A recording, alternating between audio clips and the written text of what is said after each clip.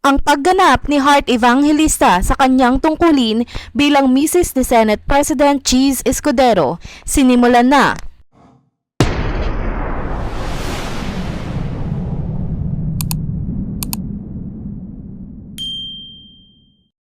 Hello mga ka-trenders! Welcome back muli sa ating channel. Kung bago pa lamang kayo dito, huwag nang kalimutang mag-subscribe at i-hit na din ang bell notification para lagi kayong updated sa mga balitang trending at napapanahon. Ang actress, modelo at fashionista na si Heart Evangelista ay nakipagkita nga sa mga asawa ng iba pang mga senador habang sinisimulan niya ang kanyang trabaho bilang bagong pangulo ng Senate Spouses Foundation. Si Heart Evangelista ngayon ang namumuno sa grupo ng mga asawa ng mga miyembro ng upper chamber ng Kongreso bilang asawa nga ng Senate President na si Francis Escudero katapos mahalal nito upang pumalit kay Senator Juan Miguel Zubiri noong nakaraang linggo. Ang asawa nga ng Senate President ang namumuno sa grupo na kilala sa pagtutulungan sa mga gawain sa sibika kasabay ng mga lehislatibong gawain ng mga senador.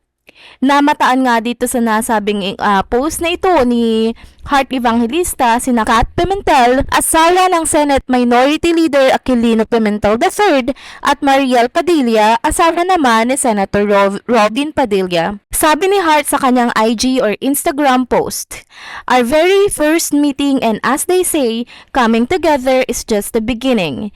Excited to get down to work. Thank you for the warm welcome, fellow Senate spouses.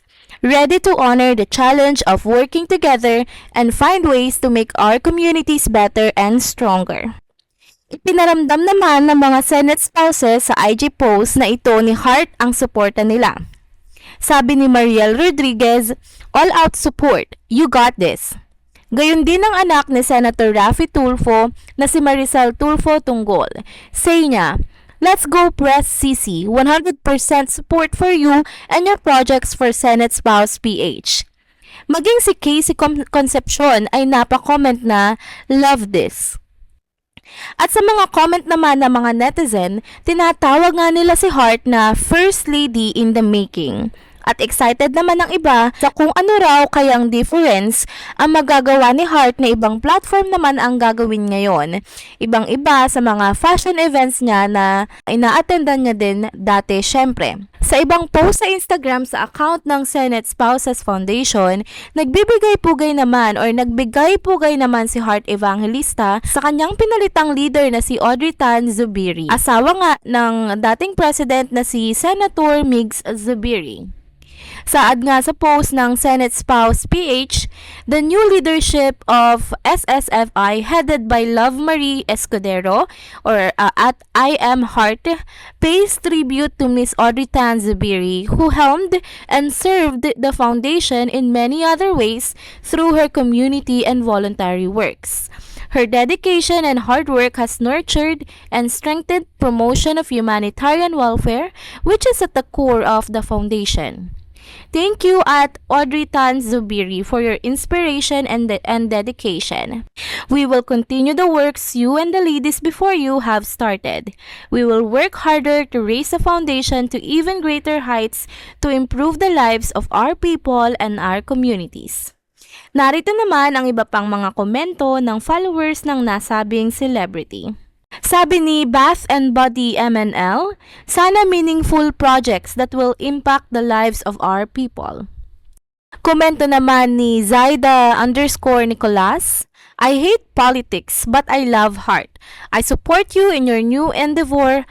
Hope you'll be able to reach out to the marginalized group and make a difference." Komento naman ni yours truly, Ara and Clyde, "Empowered women, empowering women and the nation." Sabi naman ni Sean Eileen, "Behind every wise and strong leader is a spouse who unwaveringly supports them, praying for a better and stronger nation. To God be the glory." Dagdag naman ni Toting Cutie, "We will never get tired of supporting you and all your endeavors, Missy.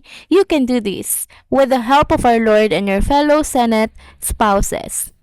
Komento naman ni Rio underscore Mao underscore 127. One of you will become our First Lady of the Philippines in the future. Saad naman ni Rojigs, this is the essence of being a woman for me. Again, smart, classy, hindi lang puro forma ang alam gawin sa social media. This should every single woman in the universe should look up to. Saad naman ni Maluski0130, let's do this. Helping the marginalized sector is not new to you. You've been doing this ever since. Dagdag naman ni MRE821, happy to see the beginning and hopefully it ends well. This is not mere socializing and purely PR stunt to glorify your group, but sincere community service for the poor people of the Philippines. Mabuhay kayo! Ang huling komento naman na isasama natin dito ay ang komento ni Lady underscore Gugi underscore Maranan. And ang sabi niya ay for the Filipino people. Nakakatuwa nga mga ka-trenders na makita na halos lahat ay may positibong komento sa pagpupulong na ito na ginawa ng grupo ng Senate Spouses para sa Senate Spouses PH Foundation. There you have it mga ka-trenders, dito na po nagtatapos ang ating isa na namang trending video update. Salamat sa pagsama sa akin hanggang sa dulo ng video na ito.